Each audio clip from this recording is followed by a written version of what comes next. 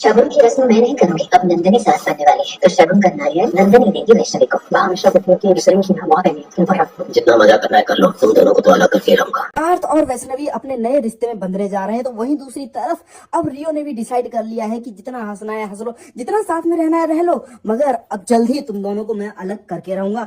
Well दोस्तों, जहां पर अब एंगेजमेंट होने जा रही है पार्थ और वैष्णवी की, तो वहीं दूसरी तरफ दूर खड़ा रियो, उसने तो अपना षड्यंत्र पहले ही बना लिया है। वो पास्ट को दोबारा रिपीट करना चाहता है, जो सब नंदिनी के साथ हुआ वो सब वैष्णवी के साथ करना चाहता है। ऐसा कैसे कर सकता है रियो? आखिरकार रियो में परवरिश तो करण की थी, आखिर ये कैसा कर सकता है? मगर रियो अपने बाप का बदला लेना चाहता है नंदिनी से, क्योंकि नंदिनी की वजह से उसके बाप की जान गई थी, उसके बाप को तुलसी ने गोली मारी थी। वेल दोस्तों, सब होता कैसे हम आपको बताते हैं। जहाँ एक तरफ आपको देखने को मिलने वाला है कि भाई जहाँ करण आ जाता है तो वहीं अब करण गुस्सा करने लगता है, तो वहीं अब दामिनी कहती है कि माँ मुझे आपसे कुछ बात करनी है। जहाँ पर अब बात करने के लिए लेके जाती है, तो वहीं दूसरी तरफ अब दामिनी कहती है कि करण तो इस घर का बेटा है भी नहीं, करण तो मंदिरा का बेटा है। उसी वक्त वहां पे पहुंच जाती है अब नंदिनी, जहाँ पे नंदिनी ये सब सुनने के बाद बहुत गुस्से में जाती है। तो वहीं दूसरी तरफ अब घर में सभी लोग नाराज हो जाते हैं, जहाँ पर अब गौतम कह देता है कि अगर मुझे पता होता कि इस घर में पैसे करण की मेहरबानी से आ रहे हैं तो मैं भूखा मर जाता, मगर मैं इस घर में खाना नहीं खाता, मैं बाहर खा लेता मगर इस घर में खाना नहीं खाता,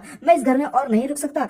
माँ आपने मुझे फिर से छोटा दिखा दिया, मैं इतना सक्सेसफुल नहीं हो पाया हूँ कि इस घर में पैसा दे सकूं, तो मैं इस घर में और नहीं रहूंगा। जहाँ पर अब गोमसी तो अपना सामान पैक करना शुरू कर देता है, तो वहीं दूसरी तरफ अब नंदिनी वो तो पीछे नहीं हटती। नंदिनी इस बात को बहुत ज्यादा हर्ट हो गई है कि भाई जहाँ दामिनी ये बोलती है कि भाई करण मंदिरा का बेटा है, इस घर का बेटा है ही नहीं, तो उसका पहला हक तो बनता ही नहीं, तो भाई कहीं ना कहीं तुलसी तो गलत है इस बारे में, क्योंकि उसने दामिनी को कुछ भी नहीं बोला और उल्टा नंदिनी को ही डांट रही है और बोलेगी तुम्हें ही गलतफहमी हुई है। भाई ऐसा कैसा प्यार है करण के लिए कि दूसरों की सुन भी लेती है, और दूसरी तरफ अपने पोते सगे पोते यानी कि रियो की गलती को भी गलती नहीं मान रही। और इतने लंबे समय से पार्थ इस कंपनी को अपना 100% दे रखा है, तब भी उसे कोई हक क्यों नहीं मिल रहा है? कहीं ना कहीं सच में तुलसी अपने अंश के मारने को पछतावे में रियो पर अंधा भरोसा कर रही है, जिसके लिए उसे जल्दी भुगतना पड़ेगा, जहाँ पूरे घर के टुकड़े टुकड़े होते जा रहे हैं। तो वहीं दूसरी तरफ अब जो रियो है वो मुस्कुरा रहा होता है और सबके सामने दिखावा करता है कि मुझे नहीं चाहिए पावर ऑफ अटॉर्नी, मैं एक्सेप्ट नहीं करता हूँ। तो वहीं दूसरी तरफ अब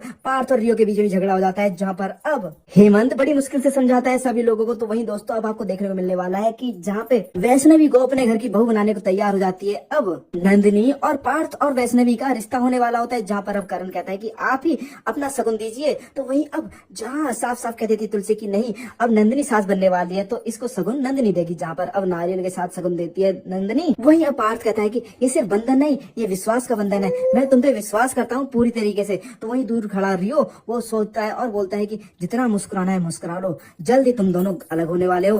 वेल दोस्तों, जहाँ पे पहले से तैयारी कर रखी है अब रियो ने, क्योंकि पहले भी वो गलतफहमी पैदा कर चुका है, पहले भी बर्थडे पे उसने क्या कुछ किया था ये आपको पता ही है। वेल दोस्तों, अब आपको क्या लगता है, क्या इस सब में तुलसी की कहीं ना कहीं गलती है आंख बंद करके जो रियो पे विश्वास कर रही है? आपको क्या लगता है कमेंट करके जो बताएं। क्या आप लोग चाहते हैं कि रियो का सच सबके सामने है और तुलसी रियो को एक्सपोज कर दे? तो मैं ज्यादा कमेंट करो, साथ ही से लेटेस्ट रहने के लिए मैं सब्सक्राइब करना ना भूलें।